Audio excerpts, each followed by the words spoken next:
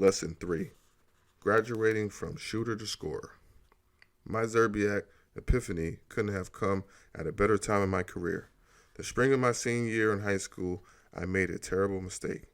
While going to play pickup ball at the Dunn Center in Elizabeth, New Jersey, I forgot to wear my ankle braces and ended up paying for it with a severely sprained ankle. The doctor said I had a chip bone in my ankle and stretched ligaments. He said that it would eventually heal, but not as fast due to me still being active. This completely changed my life because now I had the dubious task of playing Division I college basketball without the athleticism that helped me put up 25 points a game in high school. But Zerbiak has shown me that I didn't need athleticism to score. The most potent scorers are those who score with their minds. I liken it to basketball difference between a shooter and a scorer. A shooter is someone who goes out and just uses his or her jump shot to score. There is no plan or direction. He or she gets the ball and shoots it. A scorer is someone who takes his or her time, identifies the weakness in the defense, and attacks accordingly. It's like playing a game of chess. Every move is calculated, and it has its purpose. With limited athleticism, I was forced to get back to the fundamentals that Coach Chris taught me during those summer workouts in St. Patrick's Gym. Coming off screens and picking my spots became my trademark. Since I was a dead-eye shooter, the only thing stopping me from scoring was getting open. Every practice was another opportunity to figure out how I was going to get my points. Without great athleticism, it was next to impossible to get those rebounds that I made a living off in high school. I recall playing against North Carolina and trying to get a rebound over 7'2" Britton Haywood. I soon realized I needed to find a new way to score. What I learned was that there were certain spots and situations on the floor that were impossible to guard. In transition, you were taught to stop the ball and protect the basket from easy layups. This was the opportunity I was looking for. In transition, when my point guard got the ball, I would sprint to the corner. I found that this is the one spot on the floor that no one defends on a fast break.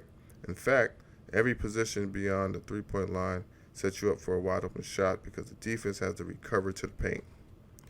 At the University of Buffalo, I was instant offense off the bench. Everything came together one winter night. We were playing Central Michigan, one of our conference foes, and I was excited for the matchup.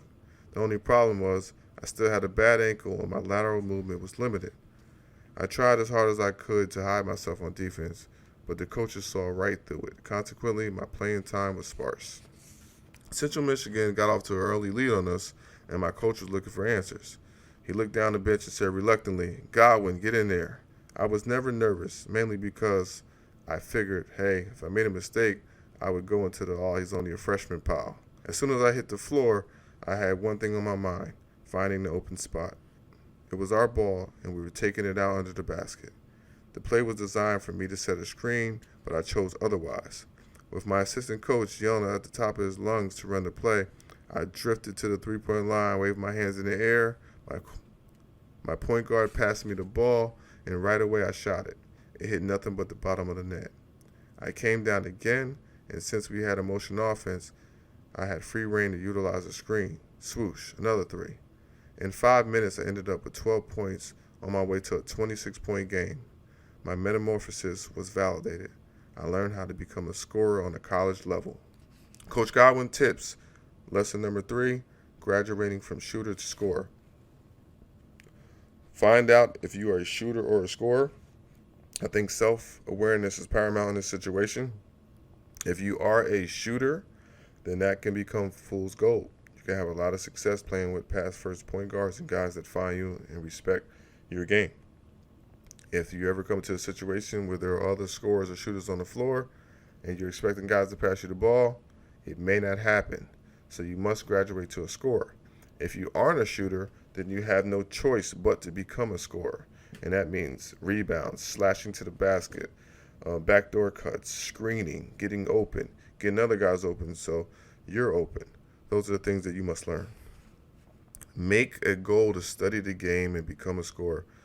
You have to take what you see as success. So there's other players in your conference or you have a favorite team on TV. You have to really Find out what makes those players special, and instill that. Whether it's their positioning, whether it's the way they post, whether it's the way they come off a screen. You have to find out ways to study the game and steal those things. Find multiple ways to score points.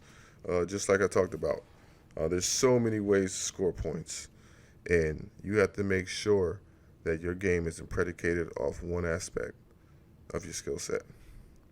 Ask the question, how can I score more points? The answer will come. And that's one of the things that will make you successful in life. Sometimes you just have to ask the question to yourself. What are the ways in coach's offense that I can become better? And sometimes it'll surprise you. Sometimes it is setting a better screen for that big man in order to create that switch. Now you have a big man on you, and you're able to get open on